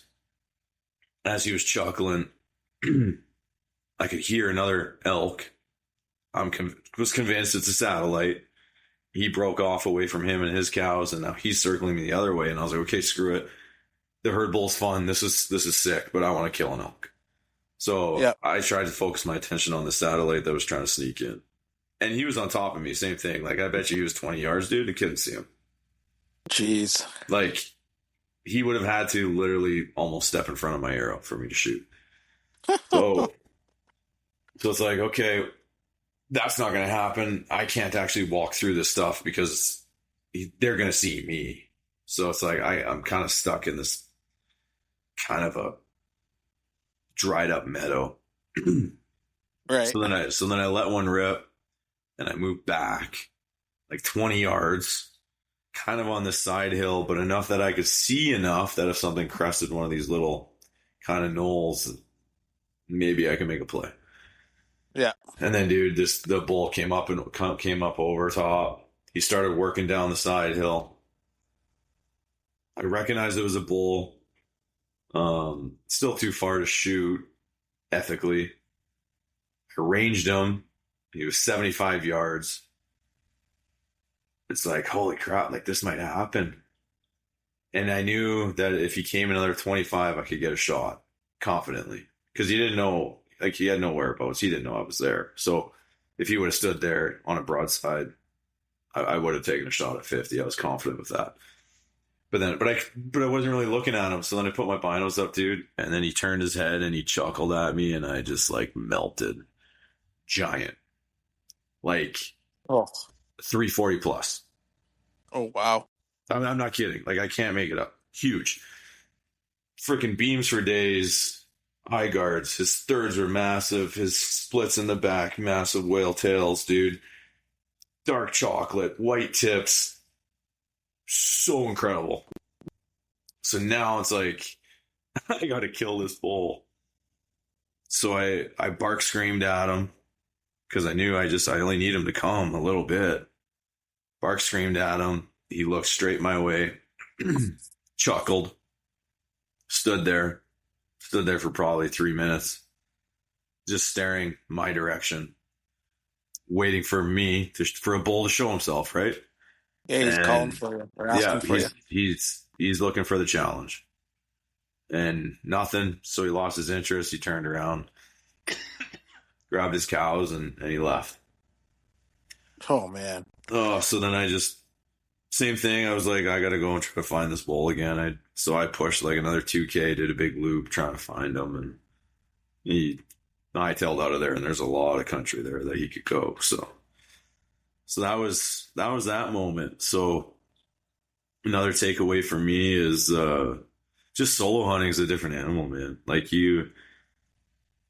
See, I don't, and maybe as I told that story, it's a short version, but like maybe you can give me something to take away from it too, because I've been scratching my head on that one. I'm like, how could I have sealed that? How could I got him to come that extra 25, like I don't think I don't. I that all almost sounds like it's hard because you're going in blind. You had no idea. I'm blind. I really don't know the terrain very well. You don't know the terrain very well. Um, doesn't seem like the terrain was like conducive to getting much closer without losing your shot opportunity or like your shot window. No, I had to be the distance I was. Like if So I would have gotten closer, I just would have been a face. Maybe I could have got 20, but it would have been a face of 6 foot tall willows. Like you're not shooting through that. Um, yeah, it's yeah, I don't hard know. because it's hard. Um,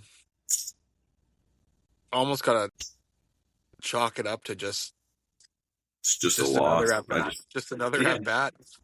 I lost that one. I struck out on that one, but that was another thing, right? Same thing. Like you just can't call close enough to him. Like he was 75 yards from me, and I screamed at him, and Yeah. he didn't care. He's just like, okay, Did you show yourself. did you chuck any cow calls at him? Uh, I was throwing cow calls out. Like I was playing the same thing. I'm a bull with cows. Um, but then when I physically saw him, I just stuck to the bugle Gotcha. because that's what he responded to. Um, he just didn't like that there was a bull with cows there. Like so, it taught me a couple things. It taught me one, there's more elk back there than I think. For him to come and challenge a bull with cows, that means like there's more than just a bull with 5 cows and a satellite. There's more elk back there than Yeah. one thinks. Um, I wonder if. Well, I mean, he didn't respond at all to cow calls, eh? Not like he never bugled back to a cow call. It was the bugle the whole time, whether it was a chuckle, anything. But it was never responded to the cow calls. I think the cow calls just built that scenario, right, of bull with Yeah, yeah. cows. So I wonder if you like the only thing I could think of, just spitball and talking to think, yeah, is maybe buzzing him. He has the potential to get another yeah. cow. See, I didn't use that part because he closed the distance so quick on me Yeah. that I didn't think to pull that one out. Um, I actually thought too, like always hindsight, if I happen to be solo, um, I wonder how well a decoy would play in Ah. when you know the bull's there. Now you're committed to a spot. You have to stay where you are. Obviously, you can't chase. But if you think he's going to come and you plop a decoy out somewhere visible enough that he still has to come and investigate it, but allows me to get back just enough to get him to commit. Like it'd be hard, man. I don't know. These solo hunters like Dan Staten and all these guys, like, frick, man, that's a different beast of its own, honestly. Yeah, that's a whole game I don't really know. Honestly, like from what I've heard and read and watched, basically like kind of to short form the game is you know they're coming and you make your last call and scoot 40 yards and Yeah, just hope it fucking works. and just get it through. Just Yeah. hope. Yeah. Yeah. And I mean, that's what I did. I just ran out of terrain to get Yeah, closer. and I think that's kind of like what I chalked it up to, right? Like you just I don't know, it's just another at bat, another lesson Yeah. learned. And yeah, found a giant that's just been in my brain. Dude, just so big. Like I hope I would love for you just to get eyes on him, just to confirm it, because like he's just a bull of a lifetime, honestly. And Just a mega. no, dude, just pig, like pig. And if I'm exaggerating on his size, I'm gonna say he's 330, not 340. Like it's not like I lost 40 inches in judging this bull. Like he's big, so Yeah. big, so Yeah. big. He's a big dog, so Right on. Yeah, maybe we'll have to go take a stab at him yeah, this fall. That'd be pretty cool. yeah. I like to go get some cameras out there. and Yep. um, try to maybe try to find some sort of a pattern. There is farmland close by ish. Maybe Yeah. they hit that stuff. I don't know. But try to figure it out. I don't want to door knock and stuff just because it just makes the presence known. People don't know there's elk there, and well, people hunt. Well, you can blow up a spot real quick. Uh, Yeah. and B, Absolutely. I just don't want my presence known more than it is because I don't think there's many people that wander that area. You'll see when I show you to you, you'll understand it more. But uh, yeah, so Kind of. Yeah. Cool. Right on. yeah, no, that's a pretty good conclusion. 2025, super exciting. 2026. 2026. Yeah, sorry to leave everybody hanging for so long. I just had to chew on that one for a while, but 2026, I don't know, man. I'm excited for this year. Um, podcast wise, we've just cool things happening that we can't really share yet, but I mean, I feel like it's going to be a really, really big year podcast wise. Just staying on the topic of elk, you have any precursor plans? Not right I mean, now, other than the one we just made like other 5 than minutes this ago. one. um, if I do end up going, it'll probably be up north. We'll see how much time I have. Work's been pretty crazy these last year and a half, Yeah, but hopefully I can carve out at least a week to go up and yeah, chase some beagles. So yeah. that's kind of where I'm at right now. Like last year, I was able to take some extended time off for whitetails. I don't really want to do that again. Okay, Um, Maybe a week. I'll split like a week elk, week whitetail, maybe. okay. Definitely not 2 weeks whitetail. That just Yeah, that drove was a me lot, crazy. eh? That was a lot. That's a lot. Yeah. Um, but yeah, we'll see. That's kind of like my precursor plans. What about you? Yeah. Yes, similar. I don't think Ty's bow hunting elk this year. I respect him for the decision, just spending time with his family, and um, they've given up a lot for him the last 3 years, so I can respect that. Yeah, And that archery season, north isn't very long, so uh, for sure. so I don't know, man. Same thing with work, like just work in general is getting busier. Uh, Try to pick up side jobs, so that's gonna eat up time.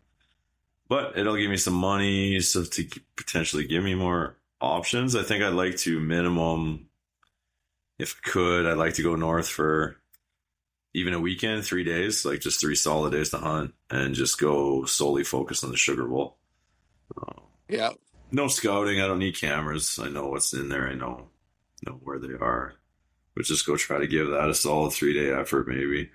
Um, but honestly, man, after finding this bowl so close to home, quote unquote, uh, I think I'm just going to focus a lot of attention close to home, to be honest, and right. uh, and just see what can happen there.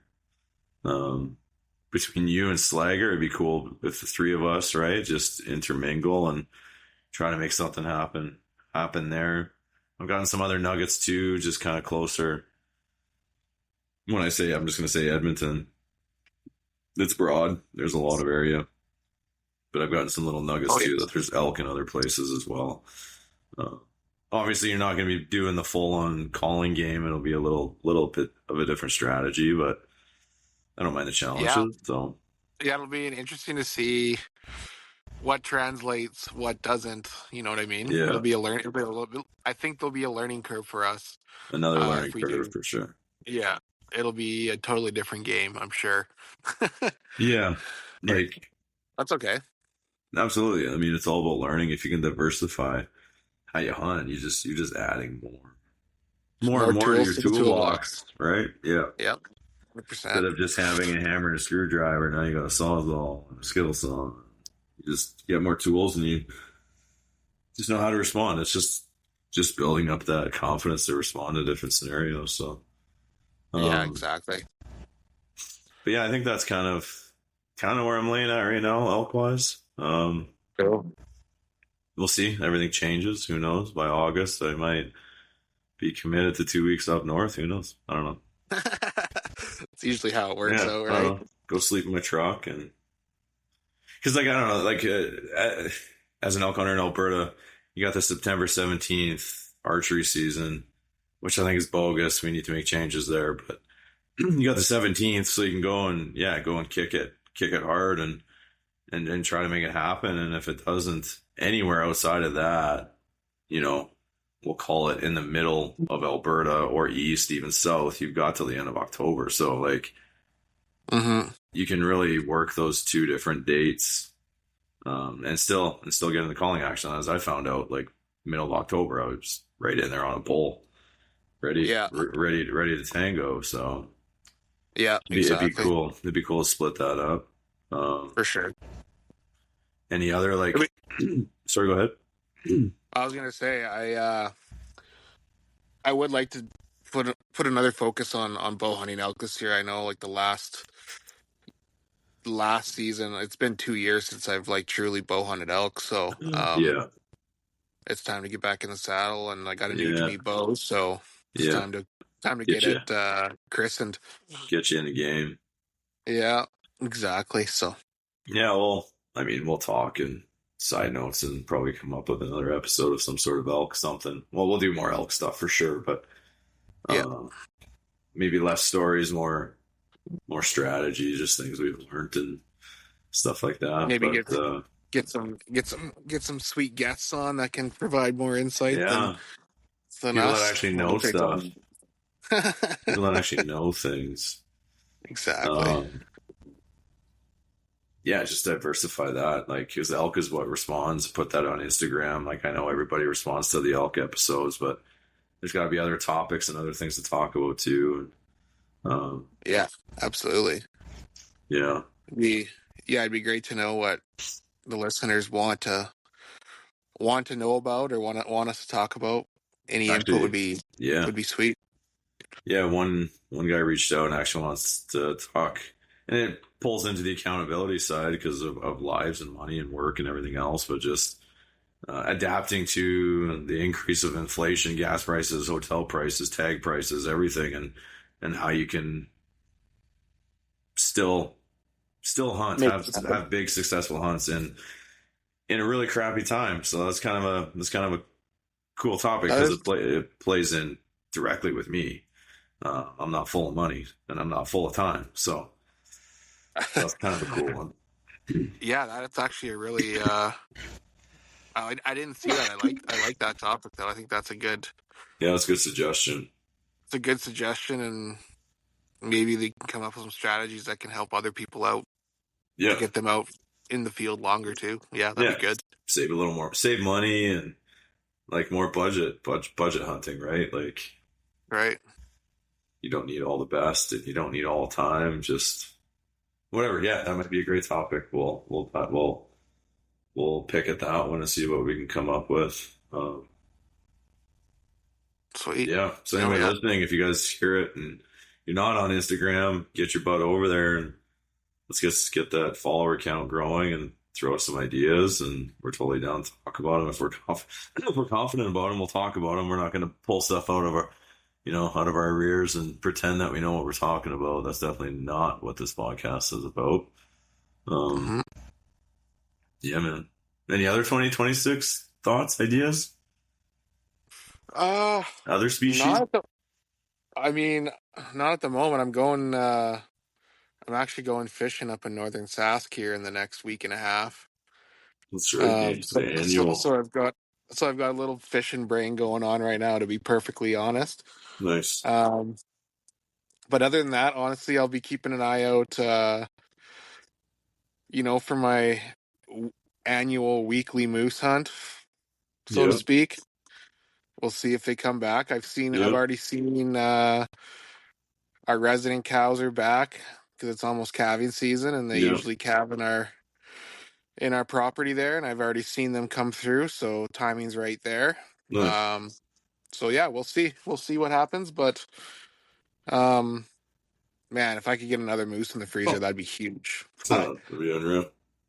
I actually ended up I actually looked in our freezer the other day. I don't have a lot left. I gave a bunch away to family and people that have never had moose as kind of a conversation piece. And I was like, well, Yeah, here, you want to try some? Like, so, um, it's a lot of meat, but when you eat it all the time, it doesn't last very long. no. So, it'd be great to get another one, but yeah, that's about it. I don't really Yeah, have any other plans other than that. yeah, How yeah. about No, you? um, no. It's a good podcast topic, but I really want to push myself to be more of a. It's a bad word, not a bad word, but just be more of a killer this year. I've really honed in on my skills over the years and enjoying the moments, but I really just want to get it done this year. Hmm. Um, Breadcrumbs there, the Bozone spot, that's still very much in play. I gotta go get some cameras out there actually, because we've had so much water. The dugout that's on this guy's property is overflowing. It's spilling into his field. So, and Oh it's wow, like, yeah, it's like the one primary water source too for that area. Um, sweet. so I That could really be want good. to, yeah, I want to get some cameras in and around that water and see what's coming through. But there's been a cow and a calf out there.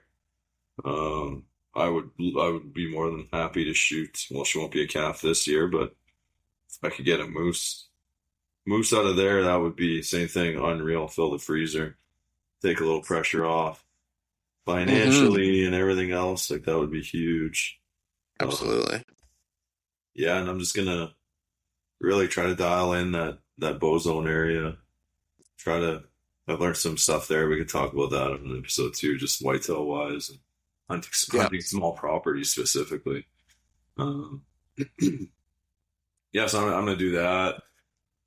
Elijah should want to hunt again this year, so made Right some on. mistakes there last year too. So that I learned from just with him taking somebody out, not being so focused on just big tier areas, but going to more quantity areas. So try to get him Hmm. involved a little bit more and go do the whitetail thing with him. And uh, Sweet. yeah, I don't know. Oh. I'm always thinking, right? Of course, you want to do everything, but yeah, I don't know. Just have to wait for time to tell the story and see what's feasible closer to season. Yeah. Um, but I mean, I'll be straight with you until elk season's over. Honestly, that's pretty much where my brain is. Yeah. Until bulls Yeah. aren't bugling, I'm just every moment I get, that's where I want to be. So, Yeah. I hear you. um, so we'll see Awesome. how I that think this all is plays probably, out. yeah, I think this is a good, probably a good spot to close her out. Yeah, man. Good. Um, Appreciate you taking the time to share your experiences. Yeah, You guys, like, honestly, you guys had a wicked hunt. Um, and hopefully this year's the year. that'd be nice. Yeah, it'd be nice. That was good, man. I'm glad we kicked it off, and for everybody else, just expect more. There's big things coming. I see it. So Yeah, jump on the bandwagon now. It'll be worth it. you got it. It'll That's be right. worth it. All right, fella. Awesome. Okay, thanks, Brandon. Appreciate it. Yes, sir. Till next time. Till next time.